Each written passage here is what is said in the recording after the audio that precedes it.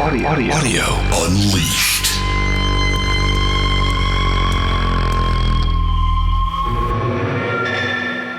Okay, recording's going. Swear jar is on the desk. We're ready to go, buddy. Say something pithy. We've never sworn on this because we don't want to get kicked off of Apple. That's true. That's why I've got the swear jar on my desk to remind me, because I've got a potty mouth. I've never even had to edit out one. Really? I've had to edit out a few. Maybe you're more careful when you know you're editing. I don't know. Anyway, let's make a podcast, buddy. Yeah.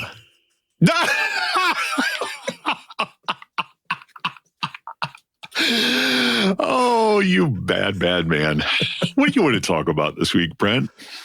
I want to talk about the best magazine in the world is Tape Op Magazine, which you can get for free. Yeah. Preferably if you're an audio, someone who's involved in audio production who would benefit from reading it, but you can get it. And it's super hip and it's really interesting. And there's an interview with a guy named Michael Dixon in there. This is not in the issue that just came out. We've been kind of holding on to this one, which for reasons I'll discuss. But this guy, Michael Dixon, actually, does like custom lathe-cut records, which I was completely unaware was a thing.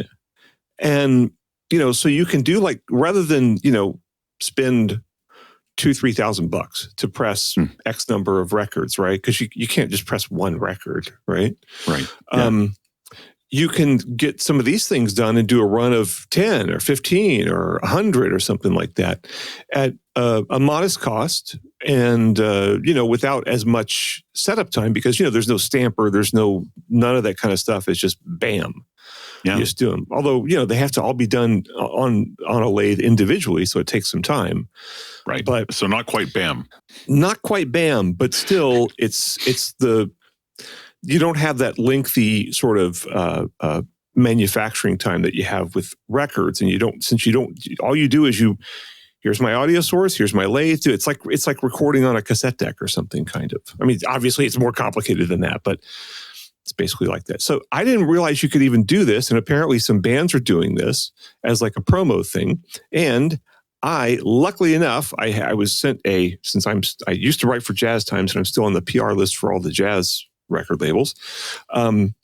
I was hipped to this one jazz group called Foo But Sushi. FUU But Sushi. Wait, one T or two T's on butt? One, just one. Okay. Okay. FUU-BUT Sushi. Okay. And it's a 7-inch lathe, so it's kind of a single. It's just on one side. Mm-hmm. And I'll go into a fuller description, but it's basically a custom cut record, and it's one of 100. And I ordered it, and it just came in today, so we can talk about this. And I can actually play the sound of it for you. Very nice. Yeah. I'm excited about that. You haven't heard it yet. You got to wait and hear. Well, I'm still excited. I mean, look, I'm going to be excited if it's good, and I'm going to be excited if it's a dumpster fire. I mean, it's a wild new world, man. Yeah. It's a whole new vinyl's so big, and the whole band, bands selling physical copies is big, and because how else are they going to make money? Yeah, and so it's I was just fascinated, and we'll talk about the custom things this guy does, which are just mind blowing. Okay, so. Yeah. Cool. Are we going to talk about anything else besides that? We are going to talk about something else. So our buddy Erin Hardison at Erin's Audio Corner has recently posted a video that is a little out of the norm for Erin. I mean, not way out of the norm, but a little out of the norm. So normally we think of Erin's Audio Corner as he does these just exhaustive speaker reviews with measurements and he gives his own impressions. But this one is more of a topical video. The headline is, how would you describe these sounds? Real quick, just to give you a breakdown of what this is, he takes different samples of pink noise, right? And he'll play you full bandwidth pink noise. And then at different frequencies, he will do a 3 dB cut or a 3 dB boost, right? And what he's asking you to do is listen to those and how would you describe the sound subjectively, right?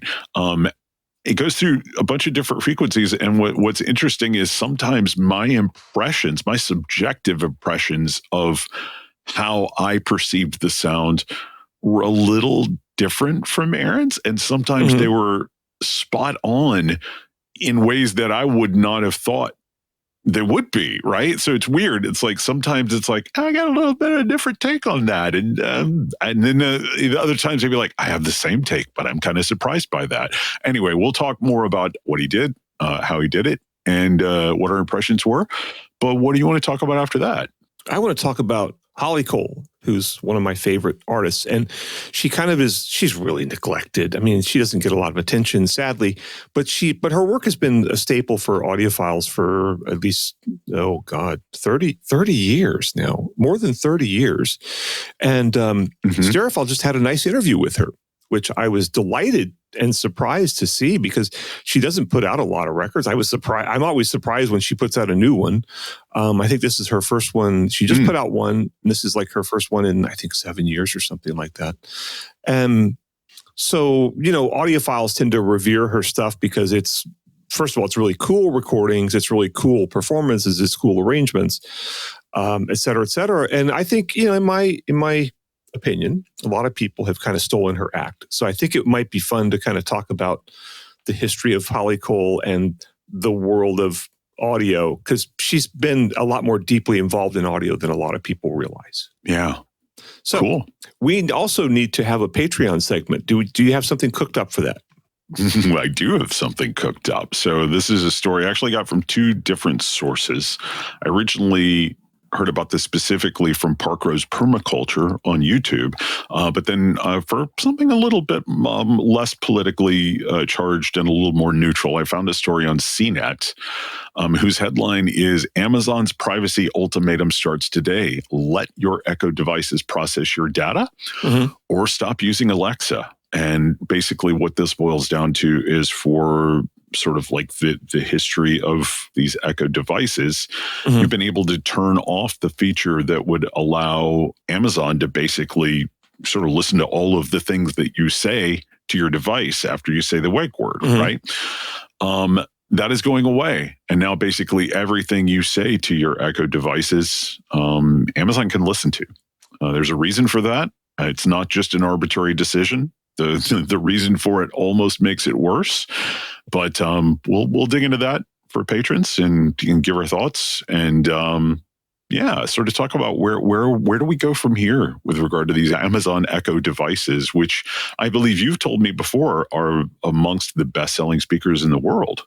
I don't know what they are now, but they were years ago. I mean, a couple years after they first came out, they were number one, and they beat Bose, and Bose had been number one for decades.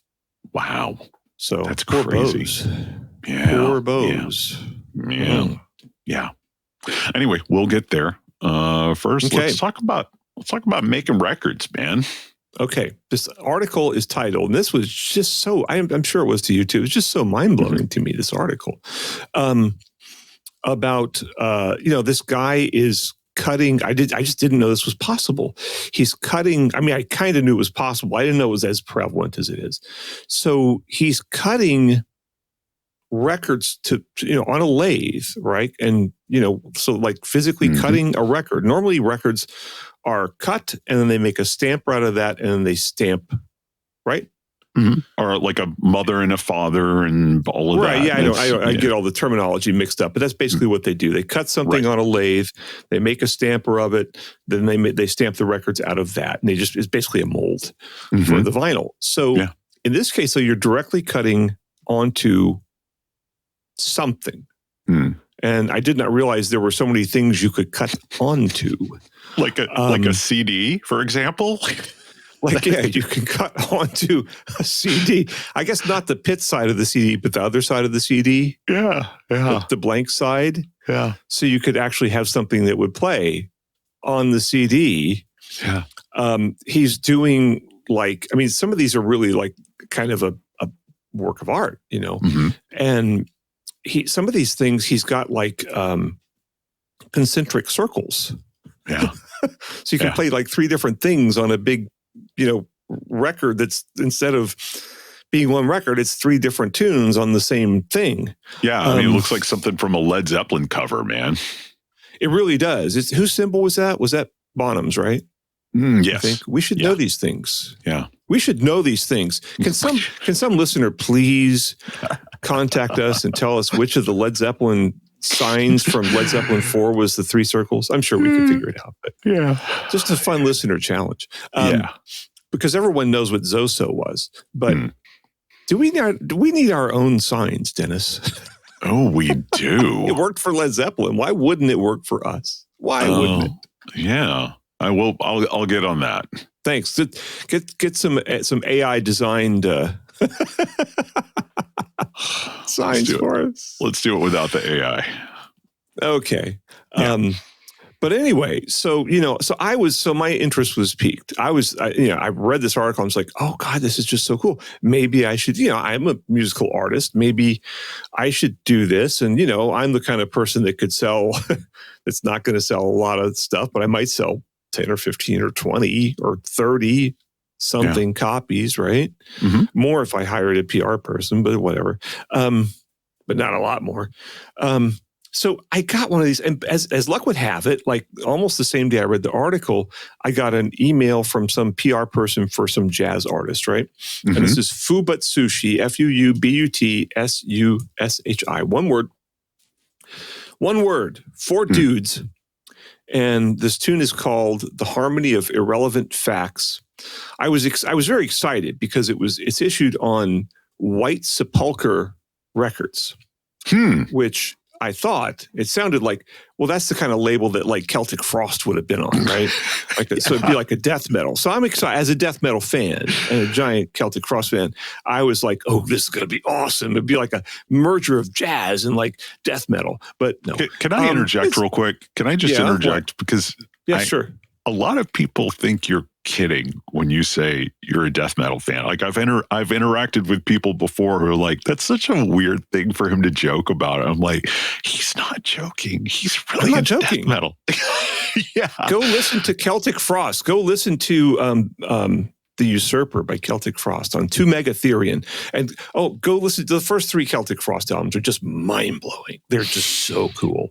Yeah. And then go listen to Hellhammer, which is the band they were before they had to change their name to Celtic Frost because everybody hated them. I did not know that. Wow. Yeah. Go listen to Hellhammer. Go listen to Triumph of Death. We'll put in helpful links to all this stuff. But anyway, I got this thing this morning, Dennis. And I was so excited because I thought we were going to have to, we pushed off this segment before because I wanted to see what this sounded like. Yeah. So I got it. And it's a piece of like, I'm not sure what this is. It feels like plexiglass or it's probably polycarbonate. It's kind of like a CD. It's more flexible. And it's got a hand applied label on one. There's only sound on one side.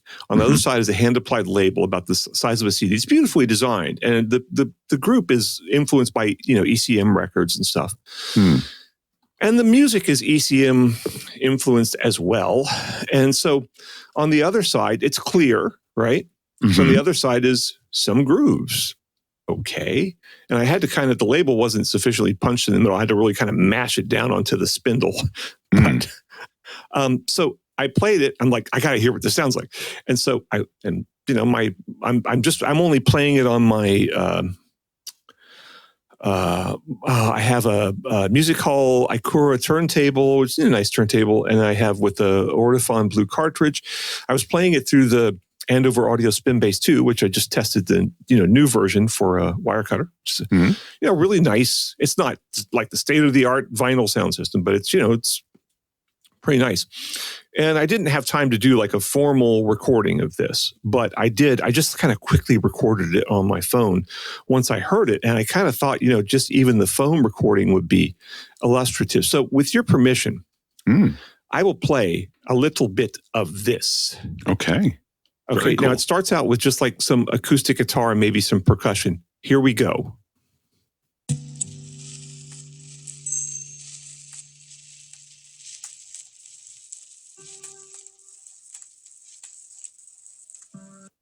I'm going to fast forward to a track or part of the track that has like some saxophone or something on it. Let's see what that sounds like. Okay.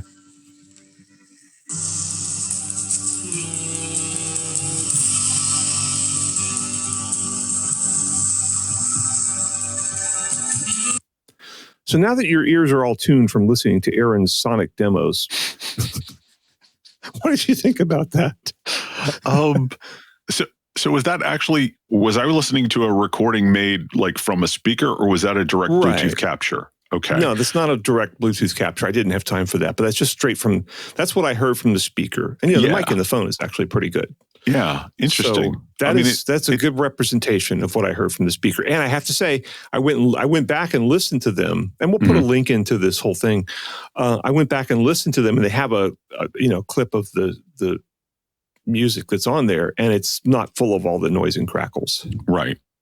I mean, it kind of sounded like a 78 to me, in a sense. It was not as good as a 78, I would say. Yeah. Maybe it was, like my dad had old beat up 78s, and, I don't know where he got them, because he was actually even too young to have 78s. And, he started buying records in the late 50s or whatever. Mm-hmm. So he probably got them from like one of my uncles, or one of his uncles, I should say. Yeah. And, it was very crackly. And, another problem I have was that since it's clear, I mean, it's very clear. It's not like milky clear. It's glass clear. So just finding the spot to put the needle on, the stylus. All right, there we go. To put the stylus on, to drop the stylus onto was really hard. And the first time I missed it entirely, and it skated off the side of this record, which is square, by the way. And, wow. I mean, it really looks kind of like, it is really clear. It's like a CD. It's actually even clearer than the fake plastic glass that you get at Home Depot, right? But it's, it's just a square thing. And they, carved this into it. But it's like, I was kind of like, well, that's disappointing. This is a novelty item. This is not at least, look, if I'm to judge from this, it sounds to me like the guy that Tape Op interviewed is definitely putting more time into it. And he definitely was like, this is not as good as vinyl. Yeah.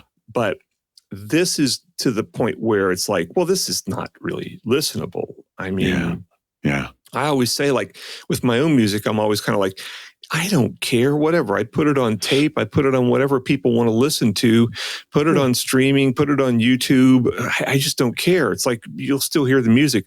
In this case, it's bad enough fidelity that it doesn't do the music justice at all, even by the loosest standards, which would be, say, my mom, right? Yeah. I mean, she would hear this and go, that sounds like an old record, Yeah. Yeah. So, I mean, do you think anybody's buying these things to actually listen to them, though?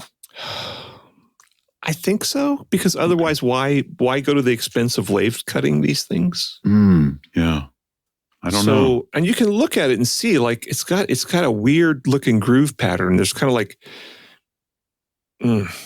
it looks like there's a sort of modulation going through the whole thing. It's just very. It's very cool. Like, the package is beautiful, and it's got like a nice card, kind of heavy card stock. It's hand labeled. This is number 25 out of 100. Yeah, it's a beautiful package, and I would love to do this for my own music at some point, as just a giveaway to people or whatever. And they charged me $15 plus $5 shipping, which $5 is what it costs to ship these things. Yeah, and somewhere around there, maybe I use Media Mail. I think it's $4.63 or something. Yeah. But so it's not a ripoff, and I would be surprised if they're making any money at all on this. But it's really not a viable way to get your music out there. It's just a souvenir of the band, and it's a way to support the band. Yeah, one of the things that he talks about in the article is that he does like live events, and like he will, like, they did like 3,000 of these for, I don't know, was it Bieber's Super Bowl party or something like that, or they're recording stuff they're recording live music at an event, and they'll press a song to one of these, and it does seem to me to be very much just a memento for people to take away. More than anything. You could put it on the wall. Yeah. Yeah. It would look cool. Yeah. You could definitely, and this is they hired I should give the artist credit. Who designed this thing? The artist is Kareem El Ghussein. man. It is a beautiful. This person could easily be working for ECM Records. Yeah. It really is a pretty package. The whole thing is very well thought out. It's not an adequate representation of the music. This is worse than 64 kilobit per second AAC or something like that. Yeah. Yeah. Wow. So it's a curiosity. It's interesting to me. It's not something I think audiophiles would care about. Yeah. I'd love to hear some of the stuff that Michael Dixon is doing, though. The guy with I would too with Tape Op, because I mean he seems to be putting a lot more real thought into the technical capabilities and limitations. He's talking about the old crystal cutters and things like that, and talking about how like the home lathe cutters were technically flawed in interesting ways. He talks a lot about how basically, when you're operating equipment like this from the 1940s, restoration is a huge part of it. Like he's got to be an expert in how to repair these machines before he can use them. Yeah.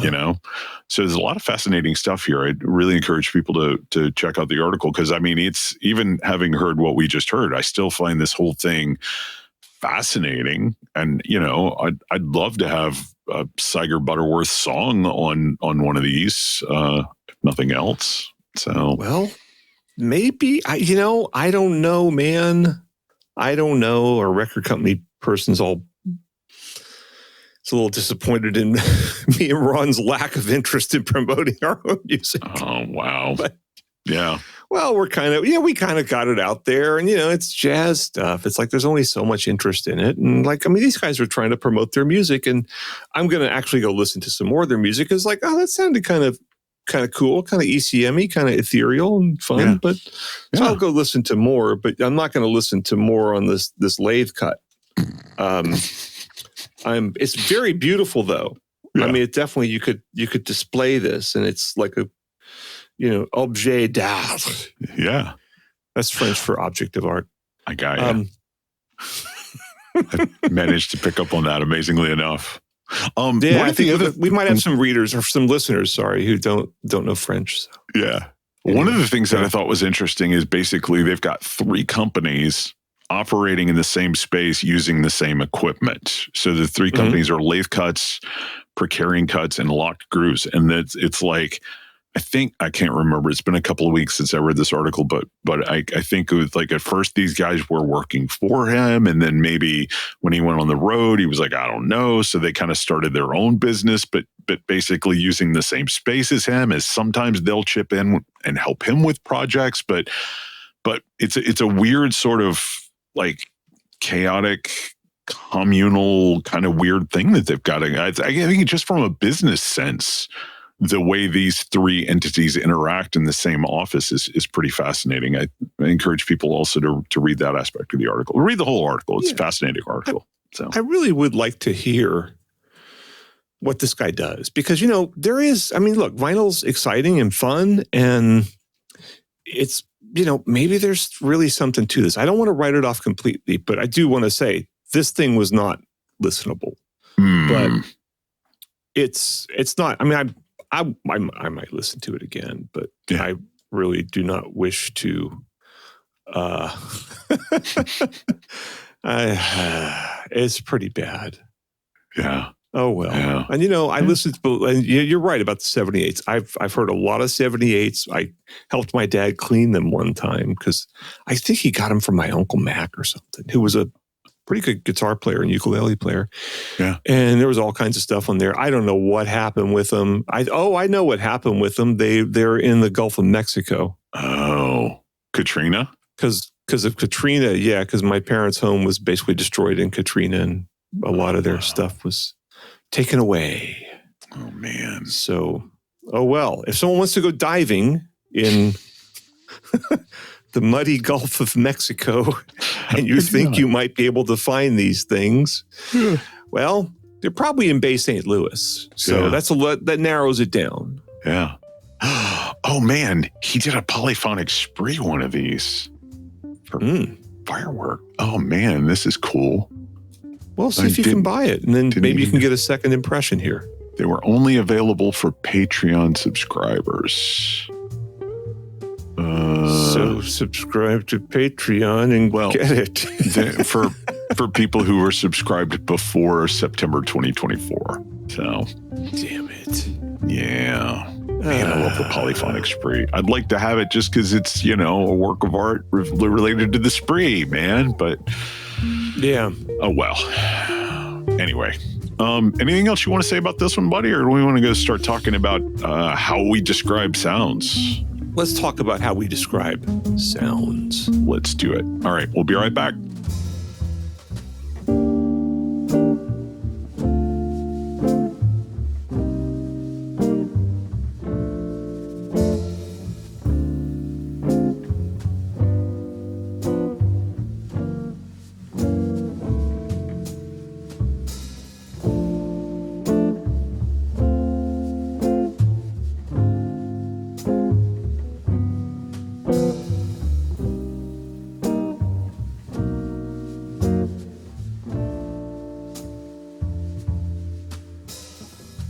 Welcome back to Audio Unleashed.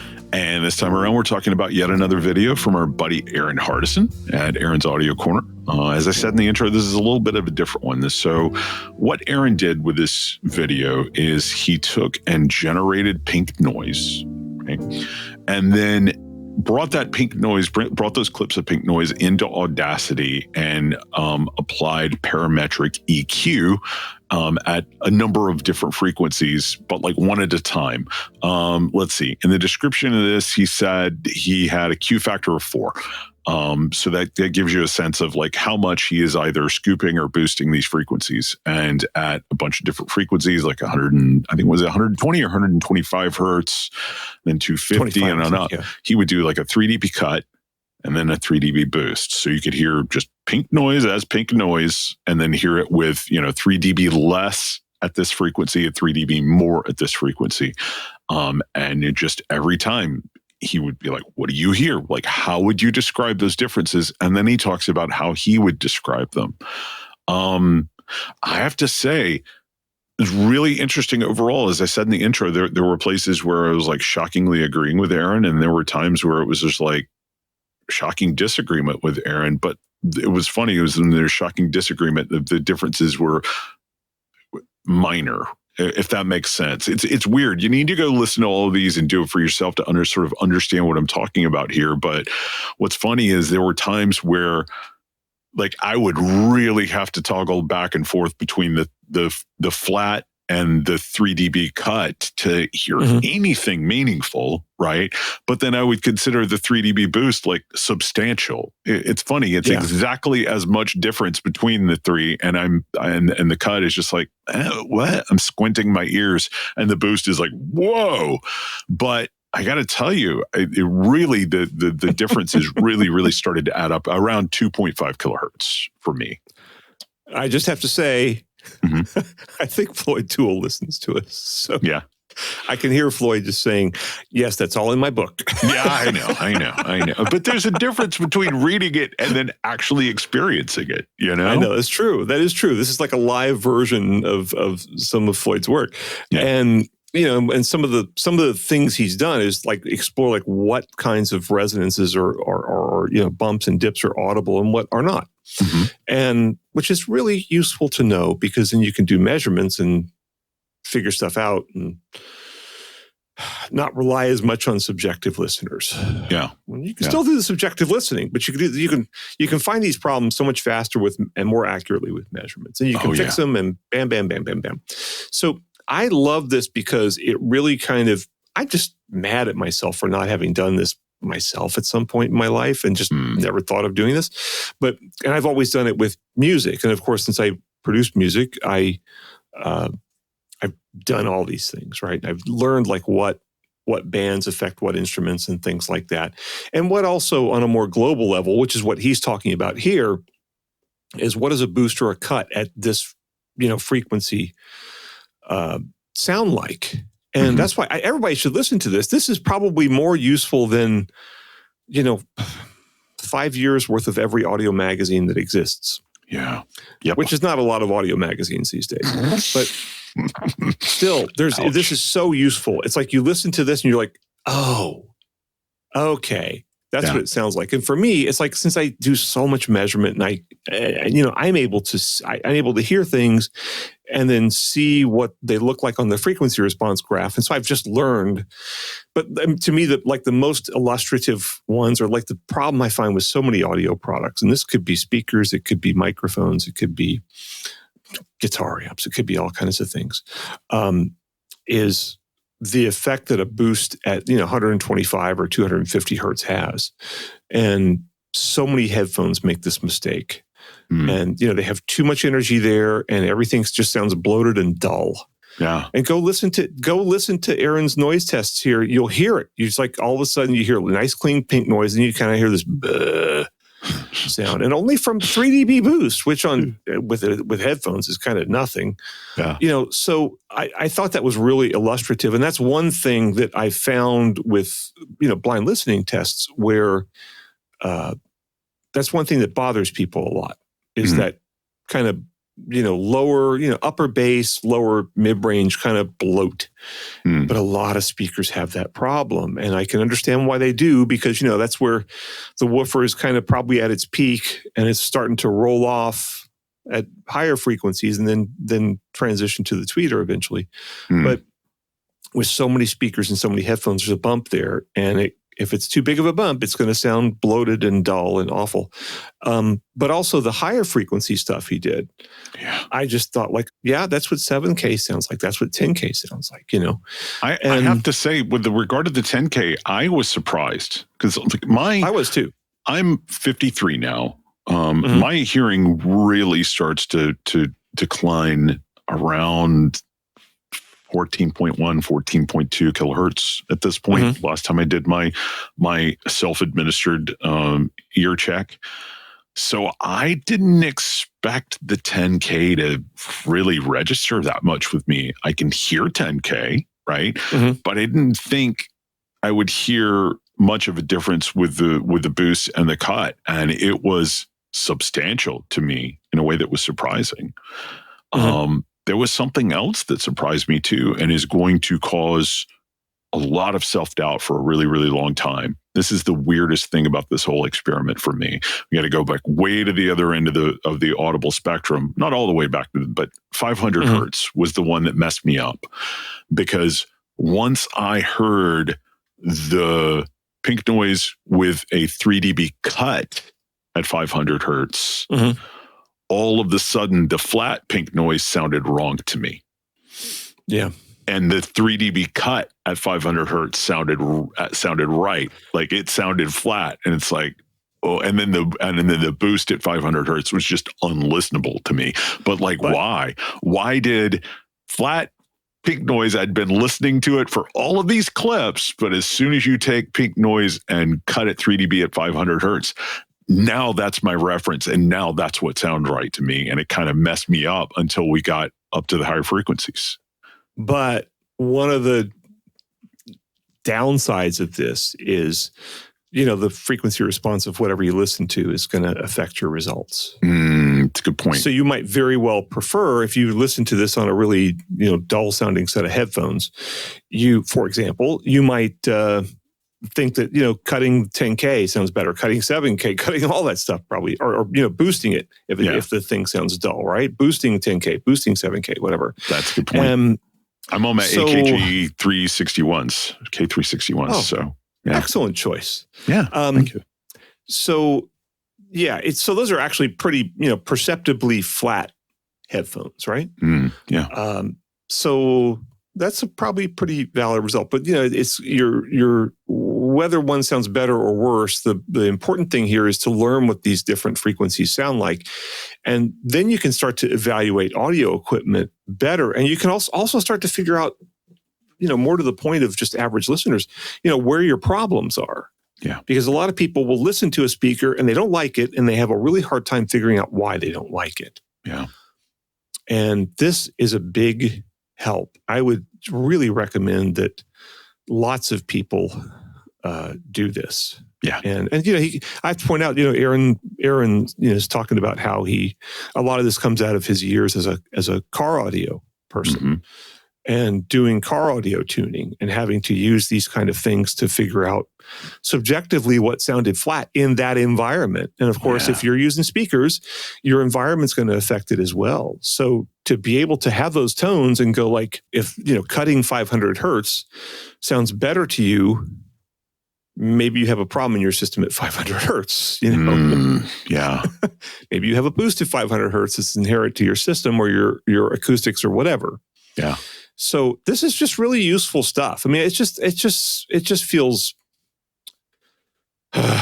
lame to me that there's a lot of good people doing audio coverage on the internet now, and the things that they're thinking of doing that us old print guys never did, even when we transitioned to the internet, are just kind of like lame. It's like, why didn't I do that like 10, 15 years ago? Yeah. I did a good one on distortion 10 or 15 years ago for Sound and Vision. It's all gone now. But, since Sound and Vision's been sold, I think it's sold about every week or so. But, that was 4 owners ago, 5 owners ago. God, who knows? And, in the transitions, some things have fallen off the website and that fell off. But it was a really good distortion test. And I spent a lot of time doing it. And there was a reader, not listener, reader, who said he saved all the files, but I can't, I would love to resurrect that, but I don't know. If you're listening, whoever that was, please let us know. It would be delightful to get those files back and put that article together. I think I saved the text. Nice. So what else do we have to talk about with Erin? Are we done with him for the moment? I don't have anything else to add. I mean, this one is really simple and to the point, and it did make me crave moon pies and RC Cola. So thanks for that, Erin. We need to start like an Alabama audio cult, right? For indoctrinating people into the cult of RC Cola and moon pies. So y'all go right ahead. There's other things in Alabama besides RC Cola and moon pies. I know, but we're a hotbed of people who appreciate audio science, and we've got really good taste in food. Yeah. So there's something going on here. Alabama's known for its appreciation of science. So absolutely. Anyway. Oh man! All right. On that note, let's go take a break, get a drink of water, and come back. And what are we talking about? Holly Cole. All right, we'll be right back. All right.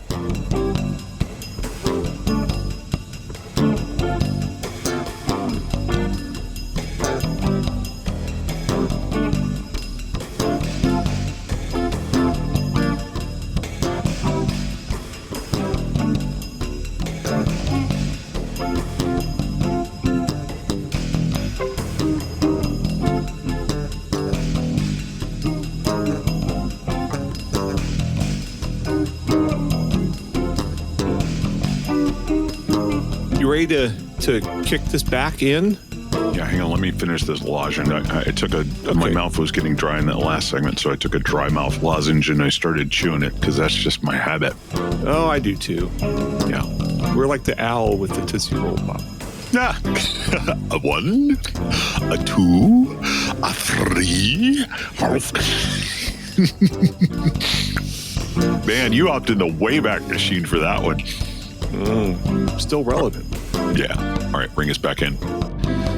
We are back. This is Audio Unleashed.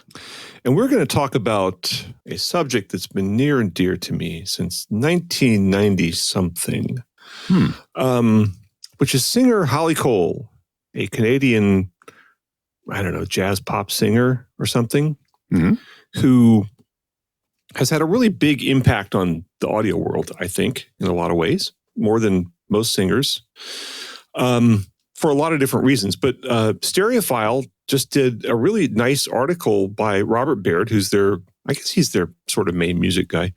And he interviewed her, and it's a really knowledgeable interview and really interesting. And she has a lot to say.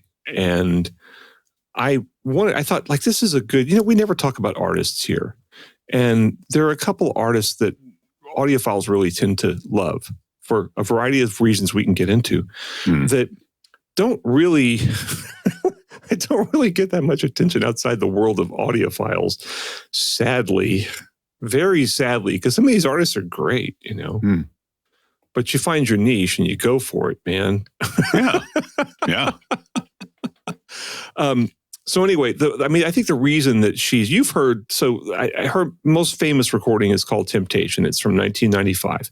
And it's all covers of Tom Waits songs. And I think she did about 3 albums before that. Yeah.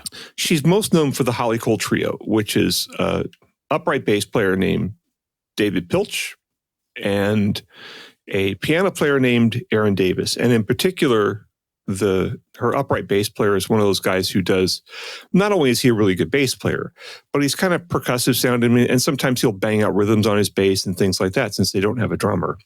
And her first 3 records, I think, are all just that, with I think a couple of people, like a harmonica player added on one tune, a couple of other people, but mainly just that trio. And she's known for really like innovative arrangements of pop tunes. I mean, she does a lot of jazz standards, like Honeysuckle Rose and stuff like that. But she's also known for her arrangements, jazzy arrangements of pop tunes, like Tom Waits stuff. Like, she did, Trust in Me from the Jungle Book. You remember that? The song the snake sings to Mowgli. Oh, yeah. Yeah. I remember it from the Jungle Book. I've never heard Holly's version of it, but yeah. Yeah. And she did she's kind of famous for doing I Can See Clearly Now, which her version is, she's got a powerful instrument. She's a trained singer, but she's also blessed with a good instrument, and she can really kind of belt it out a lot. But you hear a lot of percussive sounds from the bass, and the piano player is really focuses a lot on harmony and spaciousness and all that. And her voice is beautiful. And all the arrangements are really cool. And because they're kind of sparse and because they're mixed, she always had good producers. So they're mixed for like kind of a broad stereo soundstage. And then on Temptation, there's a lot of percussion kind of panning around, or maybe it's just moving around a stereo microphone. I don't know. But I still use, there's a track called Train Song off of Temptation, which everybody needs to go listen to. This was like an immediate hit with audiophiles when it came out. And there's a whole bunch of great tracks on it. But Train Song is kind of, I think, the best because there's a lot of percussion. There's a barking dog at the end of it, okay? There's a lot of percussion going around. And so you have this super deep bass. And I remember I was testing subwoofers years ago, cheap subwoofers, like $300 subwoofers. And nowadays, there are a lot of good $300 subwoofers. In the late 90s, there were not because, Chinese manufacturing had really not come into play yet. Yeah. And so I was lucky enough, we had somehow arranged to test subwoofers with Jerry Marotta, who's a really famous drummer who's played with Peter Gabriel and Hall & Oates and a lot of people like that. And so we went up to his studio in the Woodstock area. And Sarah Lee, who's a famous bass player who's played with all kinds of sort of new wave acts and stuff like that. I think Gang of Four, B-52s. So she was there also, but we had these like $300 subwoofers lined up. And one of them was an Energy and one of them was like a Cambridge or something. I can't remember, like a really early Cambridge, fourth order bandpass one. So it just had a port, no actual exposed woofer. And the first, the bass starts out, boom, boom, boom, boom, boom. And that has distorted so many subwoofers in my presence. And we just playing that one tune, it's like that one tune, the Cambridge subwoofer that was the cheap sort of fourth order bandpass just was like, wow. Nice. And everyone was just cracking. It was level match, it was legit. And like the Energy subwoofer, which is like an 8-inch, standard ported sub, nailed it, right? Yeah. But that one bass note, just that one, boom, boom, boom, boom, boom. Okay, so that's like 3 or 4 bass notes. But just that has aced out so many speakers for me out of consideration, or like with little Bluetooth speakers, I put it on, and some of them do it, and some of them distort, and some of them it's kind of not even there. Yeah.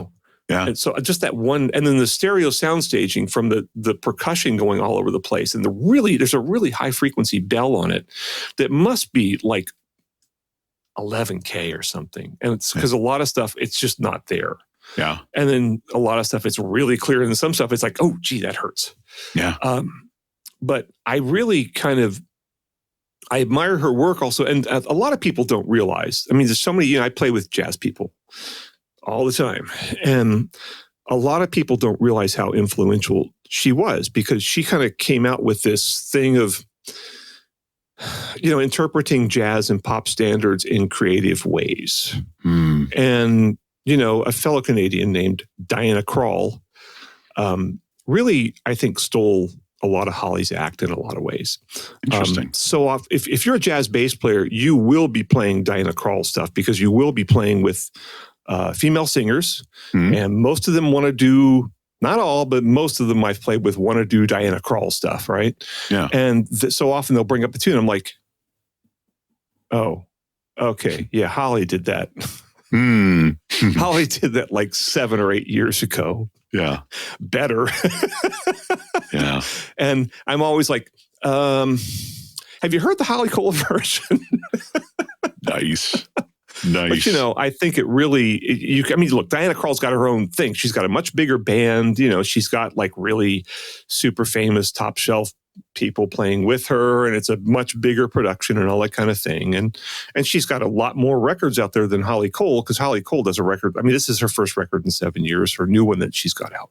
And, a lot of audiophiles use Diana Krall live in Paris for demo material. And I can't remember which tune they used, but a couple different tunes. It's a well-recorded album, and she's got great people on it. I don't like her singing. I mean, Holly, to me, always is a much more powerful and refined and expressive singer. But I like this interview, though, because he really it just brought back good feelings for me. And it also showed me that she really knows her stuff. Like, she's talking about which microphone she likes, and which a lot of singers. I was going to bring that up. That I really honed in on that, because what's interesting is, so the quote is, anyone who brings a Neumann U67 into the studio and happy with, and she goes on to explain why she loves that mic. I am not a big mic guy, but what's funny is I know that mic, and the reason I know that mic is it was Jim Morrison's favorite mic. Like, oh, really? I remember the first time they brought Jim in the studio to record the first Doors album, and Jim was a horrific introvert, like way more introverted than me even, but he really came out of his shell when he saw the Neumann U67, and the first thing he said is, that's the mic that Sinatra uses. And so that anecdote has always just sort of hung in my brain. I don't know why I always think about it when I listen to that record, but then I saw it here, and there's a connection between, Sinatra and Jim Morrison, and now Holly Cole through that microphone. And I don't know. Overall, I really love this article because it gave me context. It gave me an entry point into this album that I don't think I would have been able to sort of find otherwise, because I've never really been able to connect with her music. And I there were elements of this album that I really connected with, especially like Message to Michael. Like, that came on, and I'm like, that's what a guitar sounds like. Yeah.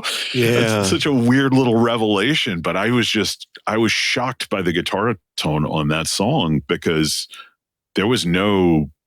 And I don't mind studio wizardry. I don't mind, effects and everything, but it's just, there's something really sort of shocking about hearing a guitar on a record and being like, no, that's what a guitar actually sounds like. So yeah, really, really love this article overall. And I think it does a good job of spotlighting why articles like this matter. Yeah. And you can, that's one of the things I really used to love about Stereophile, is I would discover new artists that I hadn't heard of. And this is another example. I think anybody who's into audio should listen to Holly Cole's record Temptation, which is should be on all the streaming services. Her first 2 or 3 records, I think there's one called maybe Girl Talk, and there's one called Don't Smoke in Bed. And her more recent record, Holly, which was 7 years ago, is in the same vein. I kind of like it when it's more stripped down. She kind of tried to go more pop in like the late 90s, and early 2000s. And she was on like the Lilith Fair tour and stuff, which is, a different audience. Yeah. And I think, I think she found more of a home with like dorky audio tunes than with the fair crowd. I'm not sure if that's good or bad. It's probably bad, but hey, wherever you can get some attention as a musician is a good thing. I mean, but I do have to say though, I've held hands with Holly Cole. Oh, wow. Interesting. Yes, because she used to kind of endorse Energy speakers. And that's how I first heard her. Is they actually had her at a press event at CES in Chicago back when they had CES in Chicago, and it was at this little restaurant / club, and the press in attendance, which was I don't know, probably 20 of us or something, got to have a performance by the Holly Cole Trio, which just knocked us out. And but then I met her again at some Energy speakers event, and she said, "I'm like, oh hi, I'm Brent," and she's like, "Oh, that was my first boyfriend's name." And then she just like, and she's shorter than me, and she just like grabs both of my hands and she looks up at me with like these wide eyes, and she's like, "Are you him?" Oh man, I need to get Nora Jones to endorse a speaker brand, so maybe I can hold hands with her. Wow. But I said something. The thing is, I came back with a very funny reply, and everyone completely cracked up, including her. But I can't remember what I said. Oh well. But yeah. So one of my favorite artists. Every time she puts out an album, which is not often, it is always worth a listen. Yeah. So everybody, if you have not checked it out, go check it out. Yeah. And if you haven't read this article, go read the article. Because, I mean, even as someone who is admittedly not a fan, not that I have anything against her, just not my jam, I really enjoyed this article. And I have to admit, I enjoyed this album. So most of it. Took me a while to get into it, but when I did, I really got into it. Yeah, a lot of audiophiles hate Dinah Krall. I know John Darko does. I think he posted a picture of himself flipping off the cover of Diana Krall Live in Paris on Facebook. I can kind of get behind that. Yeah. If you hate Diana Krall, listen to Holly Cole instead. It's more expressive. It's less. There's more spontaneity. There's more. I mean, Diana Krall's okay, but like, there's more. There's a little more life and humanity to it, and we need a little more life and humanity in our music these days. Yeah. Yeah. I'm going to give you a challenge. You've always sort of made fun of me for listening to Nora Jones. I'm going to challenge you to go listen to not our last album, but the one before that. What was it called? Pick Me Up Off the Floor or something like that. Go listen to that one. I know you're not a fan, but that one might, I don't know, it probably won't, but it might work on you. I love that album so much. Who's going to pick me up off the floor when I fall asleep?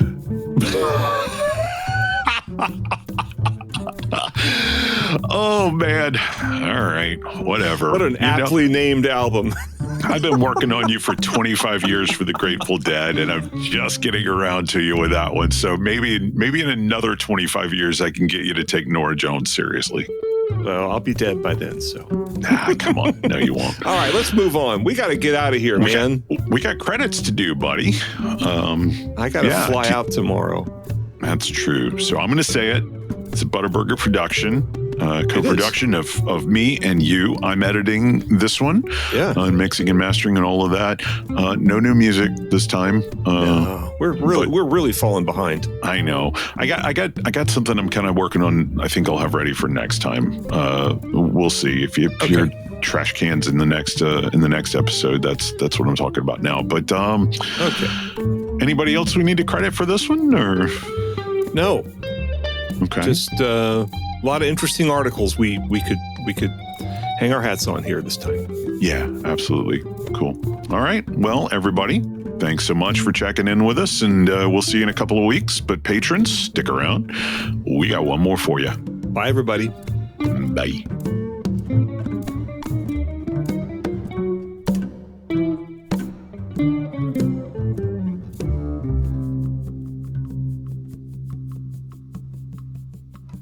Hey, thanks for sticking around to the end. If you liked what you heard and wish there'd been a little bit more of it, we got some good news for you. Indeed, we do. If you check out patreon.com/Audio Unleashed, all one word, you can get new episodes a little earlier than everybody else. And sometimes it's like a day or two early. Sometimes it's nearly a week. We never really know until we start editing. But the big plus is that you get extended cuts of every episode. And usually that's going to mean a whole extra segment that's about maybe a geekier topic or something that's a little more personal to us or something that's just going to really appeal to the hardcore Audio Unleashed listener. Yeah, what it boils down to is if you're somebody who would support Audio Unleashed on Patreon, we're going to make sure the bonuses to every episode are really aimed straight at your interests. Yeah, and so if you want to hear these segments, you can subscribe to our Patreon for $3 a month, which is less than I spend every single day on my cup of coffee when I go to Starbucks to write my boring articles. Yeah. One more time with that URL, that's patreon.com/Audio Unleashed. Or Audio Unleashed. Yeah. Thanks. Thanks, everybody.